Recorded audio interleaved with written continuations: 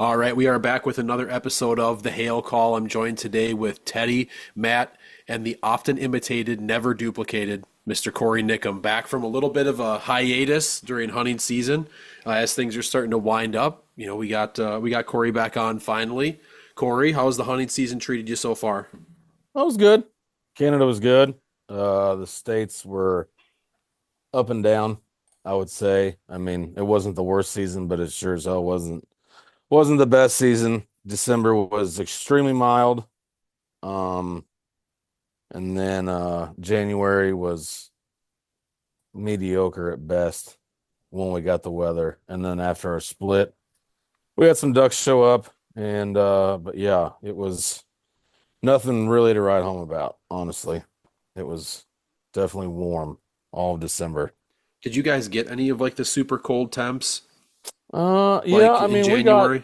yeah, I mean, the ponds, actually, the ponds are still frozen right now, but we had about a 6 day stretch right before our split, right after New Year's, where we got hit with like negative single digits, at night, teens for the highs.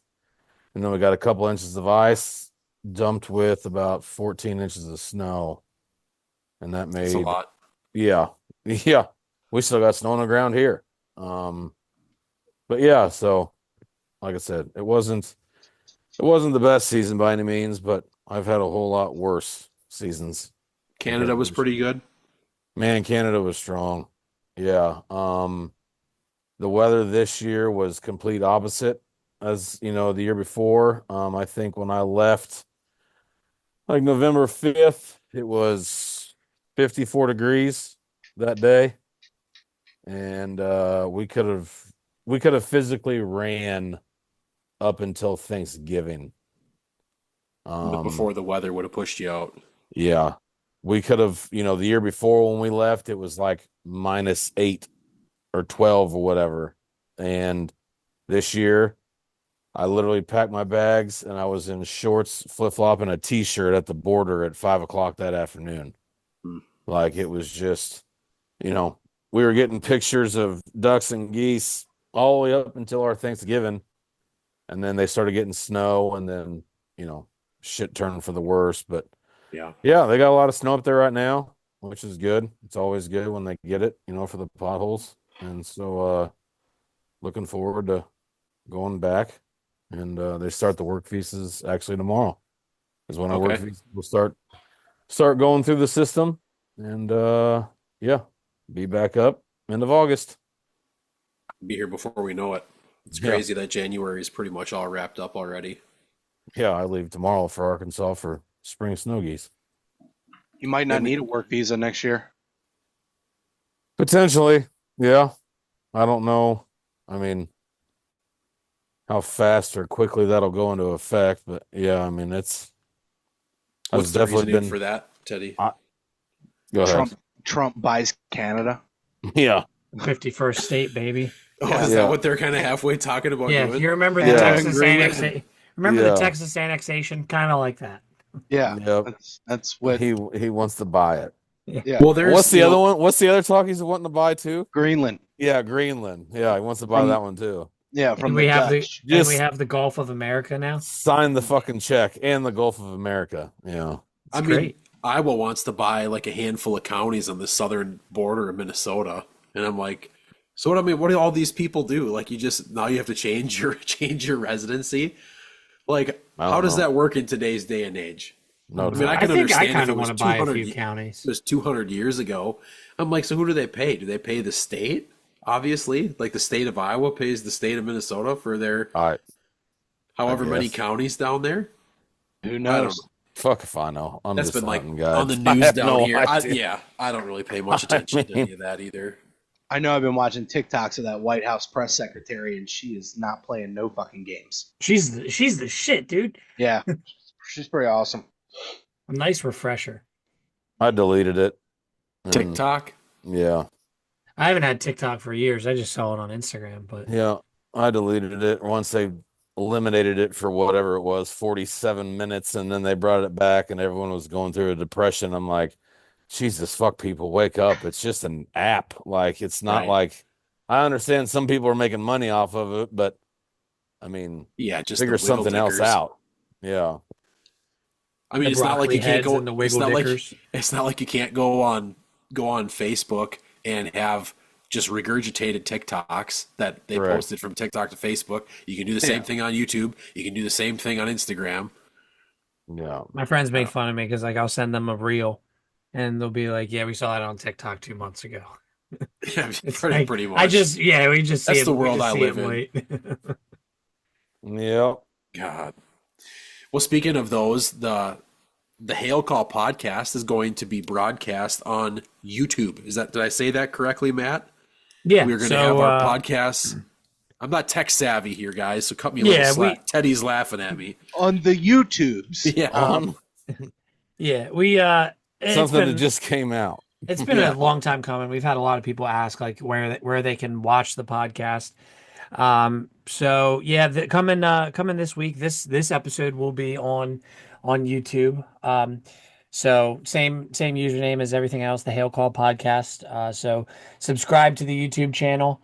Am I going to have to like point to the corners of the screen when I say like subscribe to, like all the trendy Yeah, people actually, do? yeah, Like yeah. those- You're gonna need. subscribe Like Bobby here. Guy. Check out the comments below. Click the link in the bio. Yeah. Use So you guys hashtag. you'll be able to see us. So it'll be. Sorry. Yeah, it won't be. Sometimes we do like shitty radio and we're just like sitting here like doing stuff and we realize nobody can see us. But for those of you that watch on the YouTube, you'll be able to see us. So anyway, that was our housekeeping details. But yeah, the Hail Call podcast will be on YouTube. So make sure that you add that to your list of things and channels you're subscribed to and liking and all that jazz. So I mean, the thing that I like about it the least is we all have to now wear pants. yeah, usually just none of us. Teddy's are not. wearing Teddy's like, no, I'm not. I'm still not wearing pants. I don't blame you. What the fuck? So this last Friday, Anyway, this last week we wrapped up the Dominic Carollo benefit on Call Nuts, which was a huge success. So thank you to everybody that was on there that reached out for more information. It sounds like Dom is going to be coming home here pretty soon. He's still got a long road ahead of him, but he's at least getting out of the hospital. It's been 5 or 6 weeks, is that right, that he's been in there? yeah, he's been there. Dom and I talked on the phone for probably close to an hour the other night. Okay. I just wanted to reach out, similar situations between the two of us. So I figured I'd give him a call. But yeah, not to jack this over, but I think he's been in there over 60 days, but things are moving in the right direction. He's planned to come home soon. So everything's moving in the right direction. Good. I think That's good to Tyler hear. told me he raised a little under $4,500. Yeah. I know JT Johnson's dad, Joe, won like 4 of the calls, which was awesome to see. Yeah. Oh, I never got any messages, so I must not have won anything. You Right. win to me, Mike. Yeah, that's all right. That's all right. So, Corey, you said that you're heading to Arkansas to guide snow geese. When? Next week? No, tomorrow. Tomorrow? Yeah. Okay. Now, the last I knew, does Arkansas have snow on the ground? No, I think their ice anymore? is coming off the fields as we speak. Because, I mean, is it so like today in Minnesota it was like 46 degrees. It was And I like think- 55 here. And I think it's supposed to be like a big warm up here the next couple days before it dips back down. I mean, so I'm guessing you're going to have to look forward to a big sloppy mess. Like, Correct. did they have snow? Have snow in the area that you were going? No. Oh, No. they didn't get any. Okay. No, just ice. I know Saturday's opening day and it's like 61 degrees the high. You're probably, For I mean, because there's got to Saturday. be, with how cold it's been, there's got to be a lot of birds probably pushed farther south than normal, right? I would assume. I don't know. I mean, I know the whites around here are heavy, thick. Are Like they've been here for a fucking minute. Like Okay. there's a lot. As far as like the numbers in Stuttgart, Arkansas County, Poinsett County, all those, I'd be lying if I told you. I have no idea what the counts are. I haven't Sure. heard of anything. They will always have snows. whether they go east or west of the area. That's Yeah. just, I mean, they're a fucking snow goose. I mean, Right. they can't sit still. So, Yeah. but yeah, we'll see. I mean, it's always pretty good. You know, we're fortunate to have a lot of good farms that the snows use throughout the spring, and we have access to a lot of shit. So, Well, you guys run it a little bit different than what a lot of other snow goose operations do, where you guys are kind of just hunting mornings, correct? yeah, I mean, there's a lot of outfitters around us that set up the donuts and, you know, Sit out there from dark to dark. dark to dark. And yeah, don't get me wrong. I mean, there are times where those guys will have 100+ bird day on the right weather days, you know, Yeah. but yeah, typically, you know, we go out in the mornings and set up and run, you know, 300 to 500 full bodies. And if we do lay out in it, you know, we're, you know, on backboards with tall silo socks and shit like that. But yeah, we hunt that morning. Are you mostly hunting dry fields when you do that? When we lay out in it, yeah, Yeah. predominantly we try to, you know, if there's no edge or there's no borrow ditch or anything like that to hide the A-frames, then we'll get Yeah. out in the middle of it on backboards. You know, I think we between the backboards and the layouts, you know, on the rice levees, maybe probably 10 times a year, we'll do that style of hunting. What's yeah, your we hunt- preference? Me personally, in the springtime, Yeah. lay out in it. You do a lot better. If I could Being lay out out there. in it every day and make it to where it's easy and, you know, not a sloppy fucking mess with the Right. clients, I would be on a backboard in the tall socks every day with this, you know, obviously with the wind. But I mean, yeah, I prefer to lay out in the spread in the springtime than being an A-frame or a layout I mean, blind. and I've always felt that like the A-frames and stuff are way more comfortable, obviously, right? Because you Oh yeah, for the you're sitting client, and and you you can can set your control stuff everything. up. Yeah, I mean, But everything is so much more easier to control in an A-frame. You know, when you got two of them together, and you got all your clients right there among you. But just to watch them, you know, watch the birds work and it's come such a in when you're weird, on a backboard, like yeah. you take It's days and weeks of brushing pits and duck blinds and boat blinds and layout blinds, and you stick 9, you know, sports out there with guns and a white jacket, and they come in fucking 10 feet, you know, right. and you just stick out and you just feel like it's so It's such a awkward to do. weird You're like, feeling. you're just laying there and the sun's beating on you and you got the tall socks around you and they just suck right in. You're like, it took me 2 weeks to brush my fucking boat or my blind or whatever, and they're Yeah. still flaring on me. But Right. yeah, so I mean, I prefer to lay out in it, you know, for the whites, but you know, obviously with the conditions in the fields, you can't do it every day Right. down there. Yeah. I mean, if it's hard to beat like an edge or like a pivot and stuff like that. If you have Oh that yeah, opportunity, it's hard to pass that up. yeah, with the A-frames, anyways. But yeah, we hunt the mornings, pick up, and go back to the house, eat, take a nap, and scout the evening, and do it again the next day. Helps you keep your sanity, I'm assuming, a little bit. Well, that and the fact, like, you know, when we go every morning, at least we know we're going to a field that had birds in it the night before. Yeah. Instead of going to a donut spread that has seen maybe 12 geese the last 4 days. Yeah. And, you know, and so it's, you know, it's a lot more enjoyable when you go out in the mornings and set up and you walk out in the field and there's goose shit, goose tracks, instead of just picking a field, be like, I hope they fly up this way from the south. Let's put out 2,500, you know, decoys.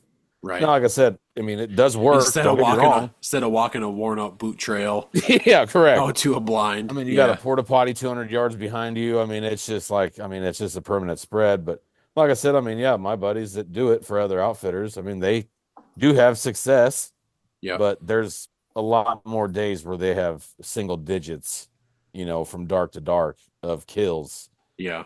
compared to, you know, what we're fortunate to have.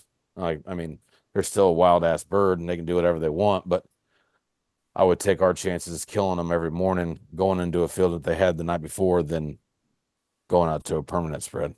Corey, explain donut spread. Do you just mean the permanent spread that's Yeah, left out? Okay. I mean, all it is just like, I mean, if you look at them all, I mean, typically they do a complete glazed donut to where they just take the blinds and they just flop them depending on the winds, and they'll I have a gotcha. hole in the middle, and they'll have, 10, 12, 14, 16 flyers. They'll have the fucking arms and spinners and I gotcha. Have the everything circus going. else.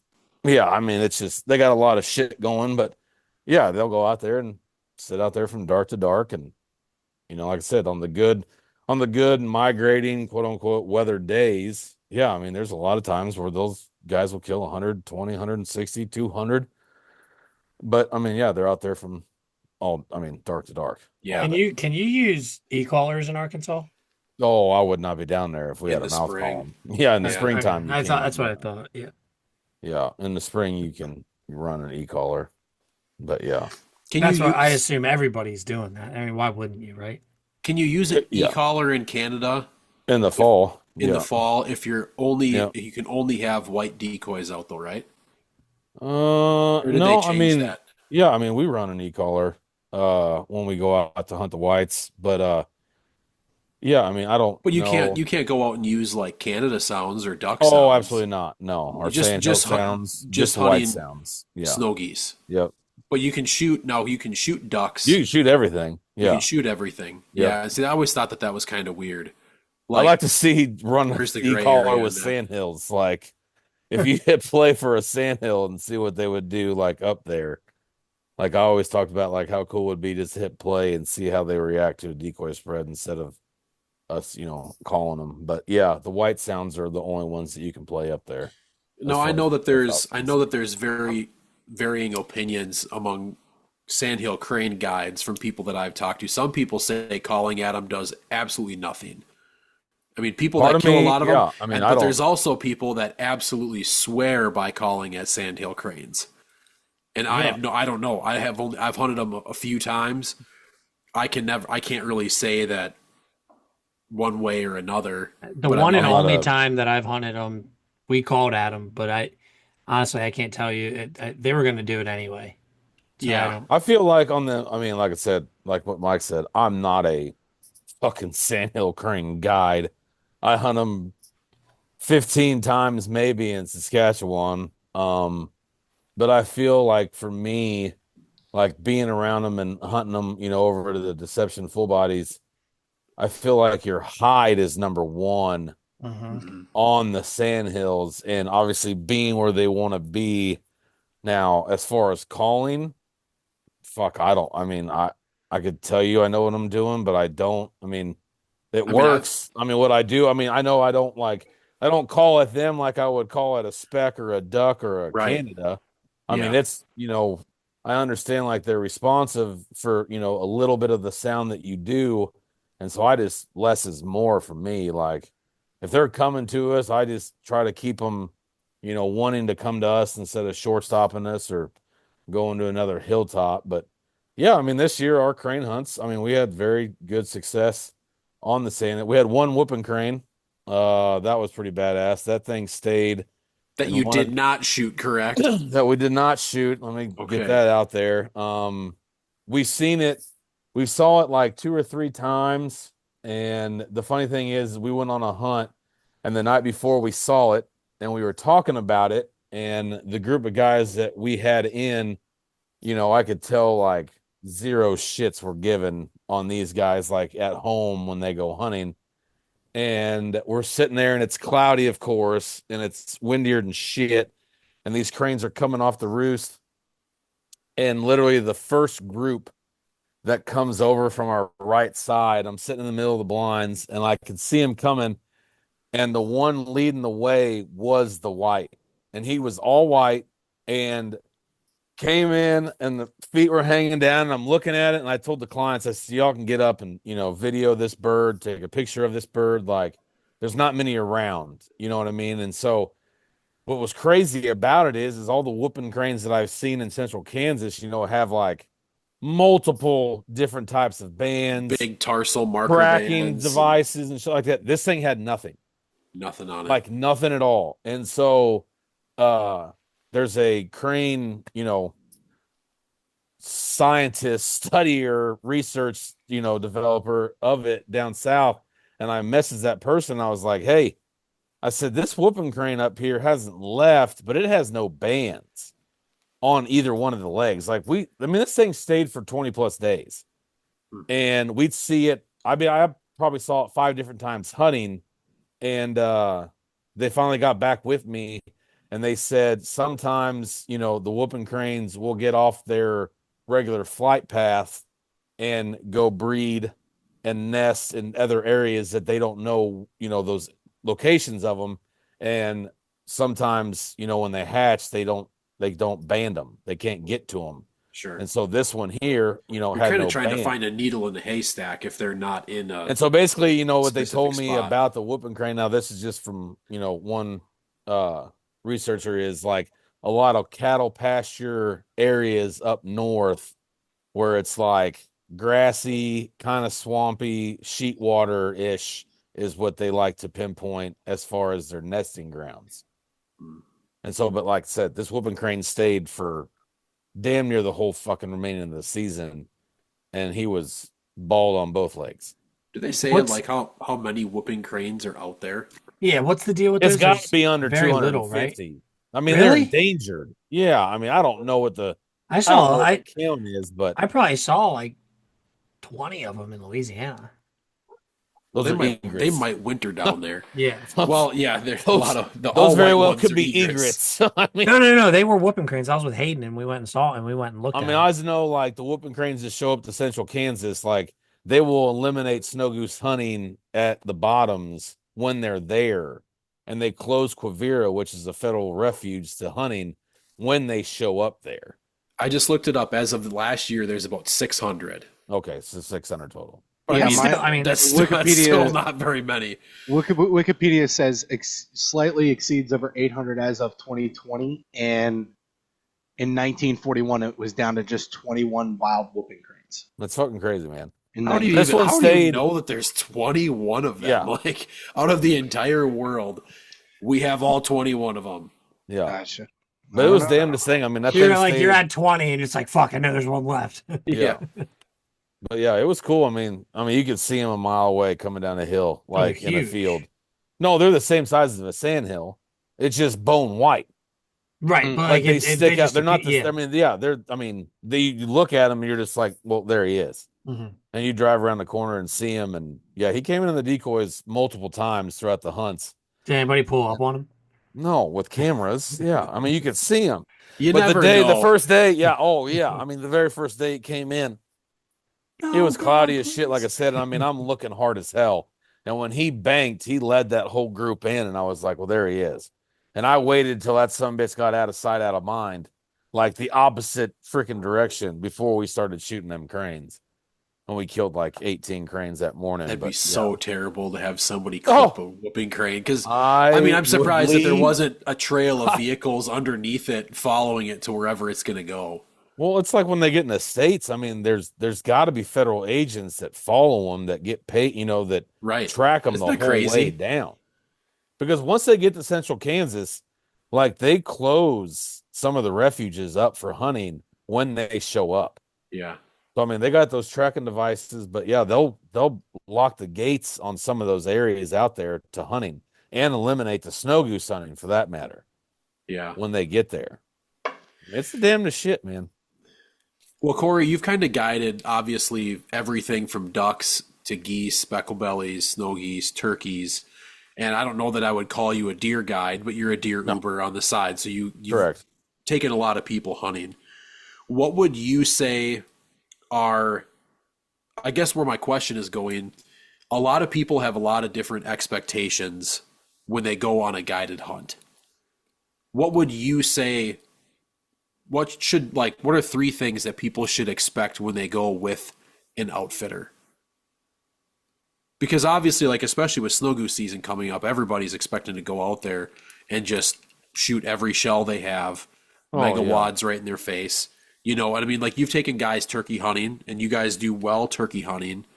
But obviously, like, you never truly know, what people expect when they go on a hunt. Because I think a lot of people expect it, hey, I'm paying money, I should get something in return. Yeah, I mean, there's several different types, of a client that goes on, a waterfowl hunt. We'll just talk about that. Like, There are guys that spend the money and show up to a field and they just stand around and don't partake in helping set up, which is fine. Like it doesn't bother me, anything. And then there's guys that, want to do all hands on deck, want to experience from the time we get to the field to the time we leave the field.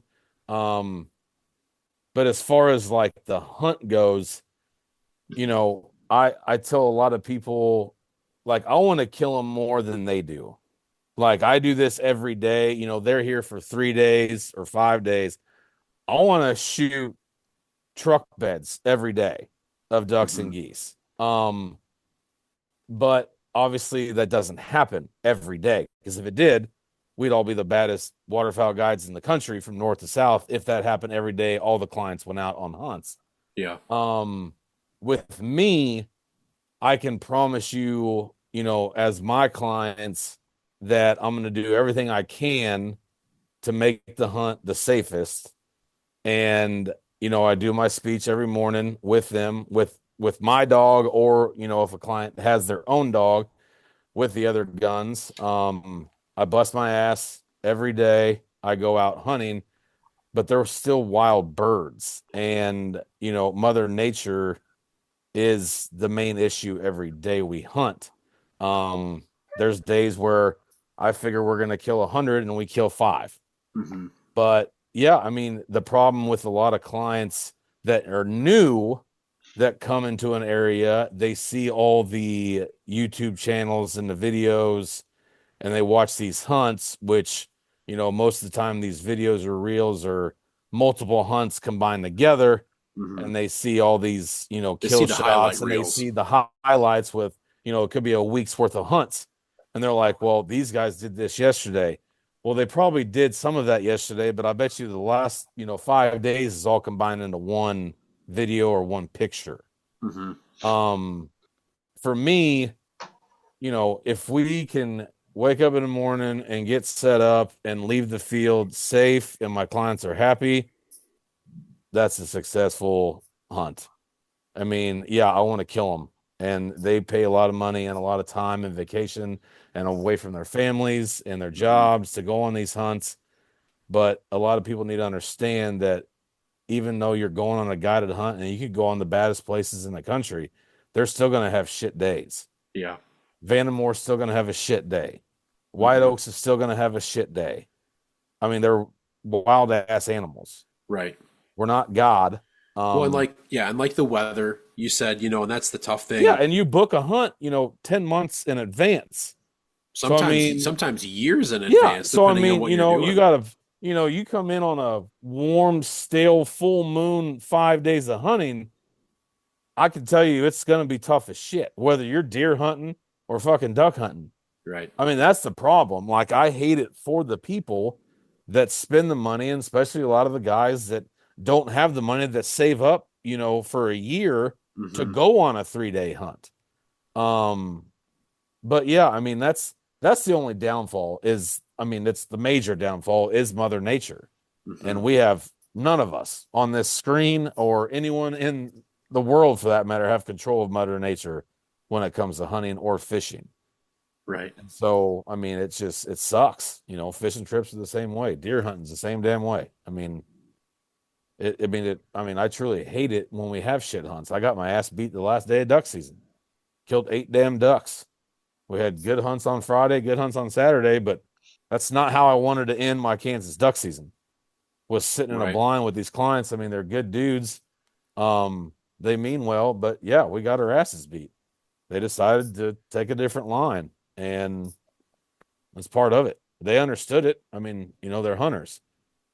The ones that come that understand it the most are the ones that hunt on their own, and they just want to get away and see other shit.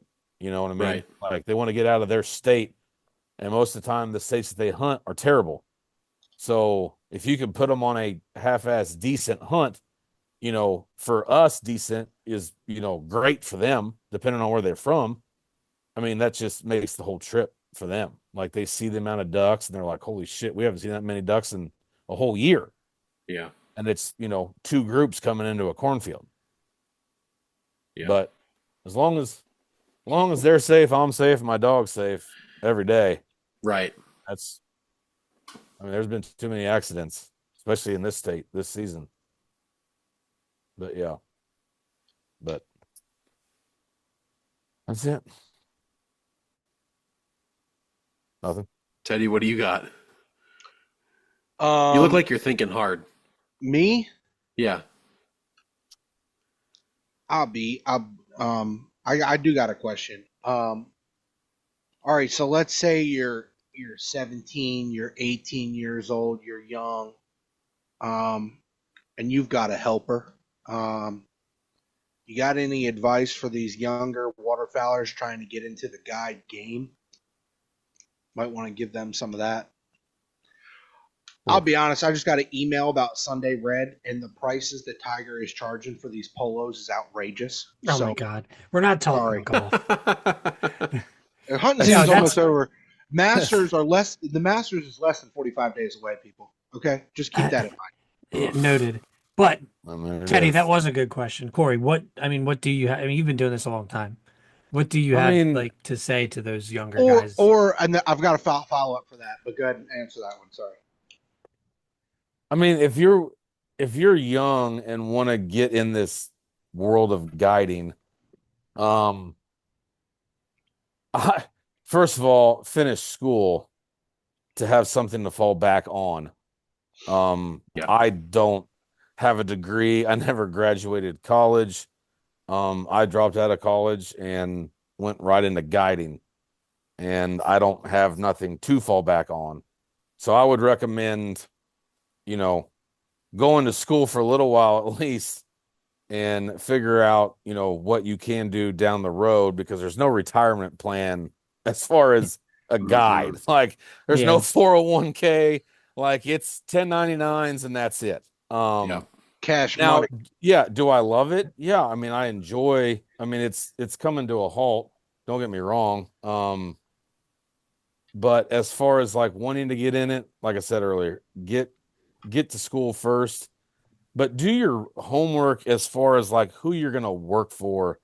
Like, Mhm. don't go, especially nowadays with the I social hear media a lot of horror and, stories about guys like, that I mean, get there's trapped a in lot the. of there's a lot of people that see all these like highlight reels and their videos, and they want to go straight to them. And they could have a badass 30-second video from a person that's unbelievable with a camera, and they're like, I want to work with them. They got Dive Bomb, they got Yeti, they got Turtle Box. A lot of companies have that. Okay. A lot of companies get sponsors, and that's just how shit works. But find one that you fit in with and stick with them. I could list a lot of people, and I'm not going to, but I could list a lot of people that have been with 50 some odd outfitters in 20 years of doing this. Like they bounce around more than a lot lizard that loves gas station. Like, I mean, it's just the truth.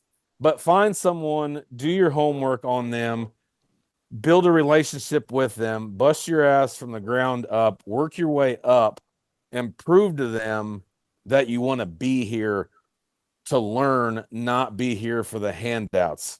And once you figure out what your qualities are, stick with that outfitter, and always show the clients that they come first, and bust your ass in front of them, and show them that you have the work ethics and the effort to be a guide and move forward if you continue to do it. But I would definitely do your homework before you just take a job right out of the gate and just say, fuck it, this is who I'm going to be with. And it's not your perfect fit. There's a lot of outfitters that will take people, but just find the right one first. I think there's a lot of like younger guys that, like, I don't know if they just want the status or they just want to have like the job description that they are a guide. We've seen that across the country with all of these outfitters, whether it's in the fall, whether it's for spring snow geese. I mean, if anybody that has 100 dozen silo socks is a guide in South Dakota, it seems like, is a guide in Arkansas. I mean, these people are traveling everywhere with no credentials, no track record. And a And lot just of not, outfitters not will really a take, lot of hunting experience, you know. yeah, But 'cause they'll just take a heart rate. If you got a heart rate, yeah, go sit in a spread. right.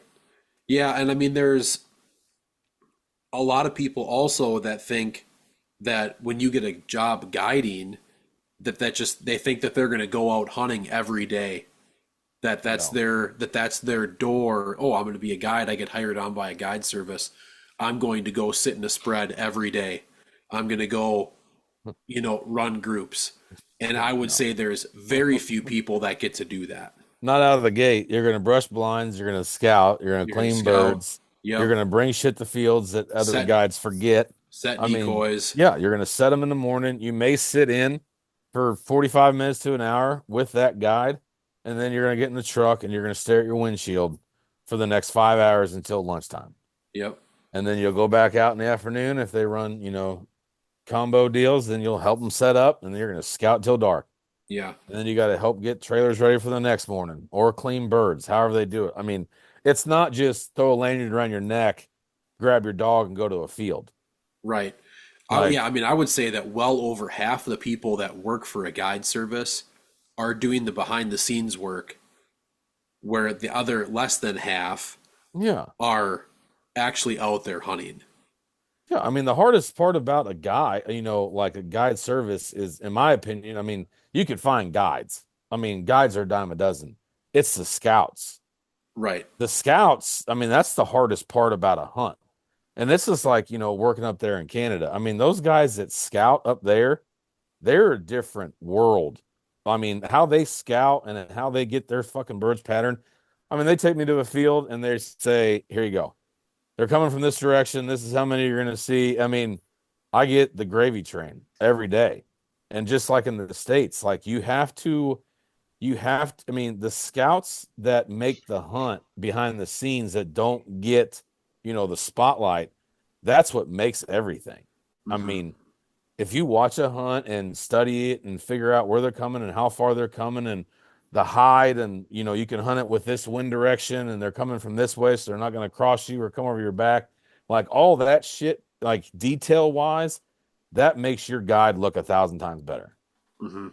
And Well, we talked about it a couple episodes ago, like when you and I were down in Texas, hunting with a pretty good outfitter. In the morning, the sun's coming up, and we were 21, 22 miles from the 26 roost. miles and the wind's blowing 50 the fucking opposite way. Yeah. I mean, it's so, and not saying that I mean, I'm sure that the field had a They bunch of might. birds in it. But they were But- flying with the wind the day before. Yeah. And it was a lot warmer the day before, Correct. too. So it's It was like, and fucking there's a 28 difference. degrees that day. There's a big difference, too. Like, in how, and I agree with you. I think scouting That's is the hardest part about it, man. Yeah, and I have a really hard time like going on hunts if, especially like for your more unpredictable birds. Yeah. Your Canadas throughout the course of a season typically are a lot easier to predict. It's like they're roosting over here, they're coming over here to feed. You can kind of set up blind on them Yep. and have more than half of the Pretty hunt good in your success. favor. Correct. But on your hunts where you're running traffic, and that's why Scott always did so well in Rochester, is he knew what the weather was going to do the next day when choosing his spot to hunt. And time again, when we would go out to hunt, everybody's like, oh, there's just trains rolling over the reservoir field. Okay, what's a south wind? And the birds are flying out the highway. By the time they make it 4 miles off the roost, they're blown a half mile north on a south Correct. wind. And the next day it's supposed to be a north wind at 15 miles an hour. I think we're going to sit across the road on the south side from where they were all flying out yesterday. Guys in the reservoir field shoot 6, and we shoot our 42 in a half hour. Yeah. And then it's like, oh, well, Scott gets all the good fields. It's like, no, we'll take a field, and that's where I learned a lot about that, was like hunting with Scott, because he, learned that. And a lot of people don't realize, okay, if you have a roost of birds and they're coming off, they're going to get blown off path. You know what I mean? They're not always, on a calm wind day, they might fly straight west. Yep. But if you have a Because they strong can north, control it. There's Yeah. nothing to control them to go a different direction when the wind's blowing strong. yeah, if you have a strong north wind the next day, they're going to end up being southwest. They're still going to fly out west, but by the time they end up where they're going, they're probably going to be south of where they want to be. Yep. So there's a lot of stuff like that. Yeah, I agree. Being the scout is Oh, yeah, that's the toughest it part. can be boring, But I mean, Oh you're yeah, the I one. mean, You're the one setting up the next day's hunt. So yep. Corey, do you Yes, have they any are. good stories from this year? Um, don't ask about your run-in with a badger hole. no. Had four guys from the Hamptons. Probably the coolest hunt of the year. We went in on this field, and it was predominantly ducks, some darks, and Is this Canada or Kansas? Canada, and a fair Okay. amount of whites. Well, anyways, like we set up some whites. Didn't take the caller that morning. It's kind of overcast, and like the whites just kept coming. And I had two of the guys out of the four the year before with a different group, and they brought two new ones this year, and they've never experienced Canada. So the first morning we get set up, our hide's unbelievable. And Evan, the scout, he was like, "You're gonna fucking beat the dicks off of them." And I said, "Perfect." And the whites start coming, and they never stopped. And like I said, no e-collar. I'm just mouth calling with the freaking goose collar around my neck, and they're coming in like as good as you possibly can. Um, and they're shooting, having a great time. And then I had this one big group come in, and they get bumped by this eagle. Well, below it there was six of them, and they broke off, and they were flipping each other, and they were racing to get to the spread, and they land, and then that eagle split, the mob group, and they both went two different directions. I was like, kill all them. And so they shot him, and Ziggy brings back the first five, and they're all banded. Hmm. And I was like, and one, sails out about 250 yards, goes up in the air, collapses. And birds are still coming, and Ziggy's bringing one. She brought another, and I'm like, these are all fucking banded. I'm like, that one out there's banded. Yeah.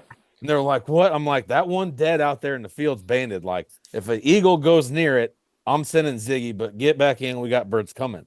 And so, like, Ziggy goes out, brings it back, banded. Six of them, four guys. But yeah, I mean, this year, the white goose hunting was unbelievable. Where were the bands from? All from None of it. Got them from None of it. And then I had a husband and wife and their three boys. We shot a limit of ducks that morning, and they went goose hunting that night with Mitch. I took another group duck hunting that night, and then the following morning, Mitch was like, "You want to shoot those snows?" And I was like, "Yeah, absolutely."